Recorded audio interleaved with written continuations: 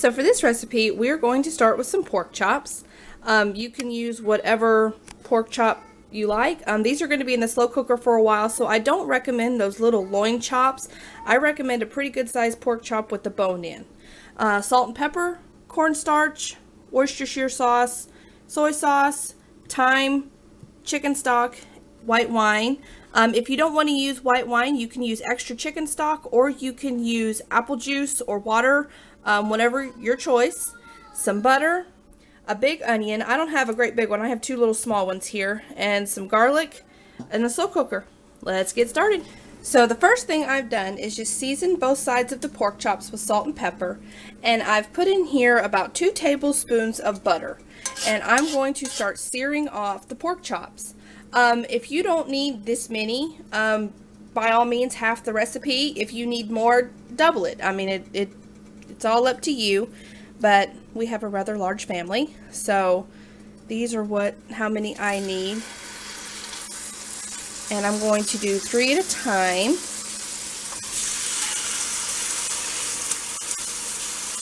And I'm just going to sear these off on both sides.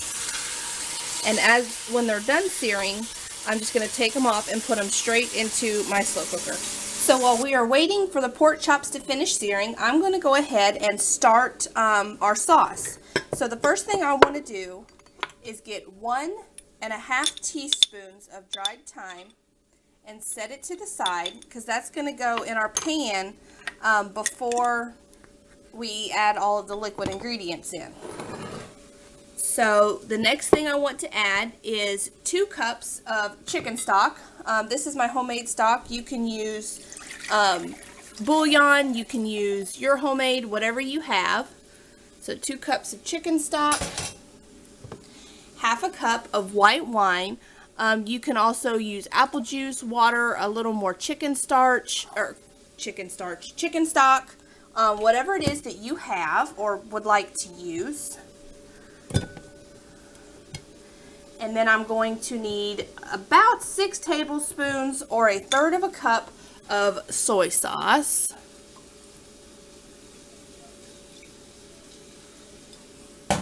And then 2 tablespoons of Worcestershire sauce.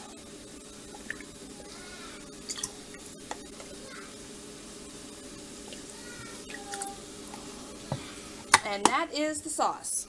Nice and simple. So now that that is done, just stir it up. I've got my onion chopped, my garlic is chopped, I've got the thyme set aside, and as soon as the pork chops finish searing, we will come back and finish. So the pork chops are done searing and are sitting in the crock pot, and all this yummy crud is on the bottom of the pan. I'm going to take a tablespoon of butter and go ahead and let it melt in.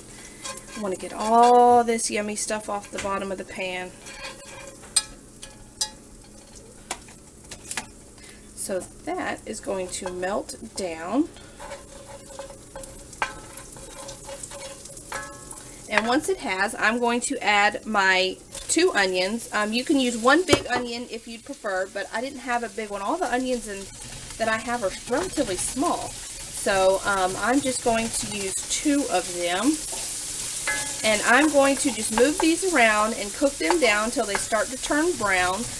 It shouldn't take very long. And as soon as they start to get some color, I'm going to add my garlic. And while the onions are cooking, they release juice, and use that to start cleaning off all the stuck-on bits from the pork chops. That way it's all in the sauce and it doesn't get left behind. But as you can see, these are starting to turn brown. I've got my heat on relatively high heat. So now that these are brown-ish, I'm going to add my garlic and stir that around. So you want to keep this moving because the garlic, everything will burn very quickly. I'm going to add my teaspoon of thyme. You can use more or less. My husband doesn't really like thyme. To him it kind of tastes like dirt. So I try not to add too much thyme if I'm using it in a recipe. But I think this kind of needs it. So let that cook for just a minute, kind of open up the smell of the thyme. It smells so good. And now I'm going to add the sauce right in. And I'm going to let this cook just for a minute, and then I'm going to pour it into my slow cooker on top of the pork chops. So it's starting to come up to a boil, and I forgot to mention also, because the white wine is a little sharp, and the Worcestershire and the soy sauce tend to be salty and kind of harsh, and it tends to be a little acidic, I'm going to add just a small teaspoon of brown sugar, just to kind of cut some of the sharpness and to give it a little bit of sweetness. You don't want too much because you don't want them to be sweet pork chops, but you do kind of want to cut some of that acid in here. So that should be good, and you can always taste it, you know, when it's done, and add just a little extra sugar or whatever you need. But I want to add it right in. And this is just about ready, so as soon as this comes to a boil, I'm going to throw it on top of my pork chops that are in the slow cooker. It's all in the slow cooker. I'm just kind of moved the pork chops around just a little to make sure that it is in between everything. And I'm going to cook this on high for probably 5 to 6 hours. And then we will be ready to eat. Alright, so it is time to start fixing it up to start time to eat. And as you can see, it is bubbling. Oh, these are so tender. Oh, I don't know if I'm going to be able to get these out of here. Uh-oh. Like, yeah, that's the bone. It just came right off. So as carefully as you can, lift them out and put them on a plate here.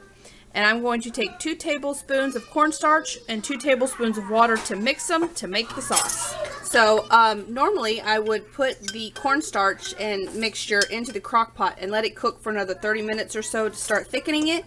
But my husband informed me that he's hungry right now. So I put the sauce in a little pan, in a little saucepan, brought it to a boil. And I'm going to add the cornstarch mixture to it. And whisk it together and bring it back up to a boil, and it should start to thicken as soon as it boils. So if you have the time, go ahead and put the cornstarch in the crock pot, mix it together, and then put the lid back on and the pork chops back in and just let it cook.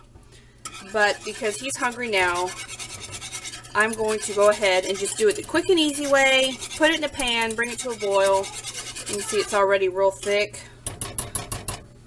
I don't know if you can see how nice, and yep, it's done.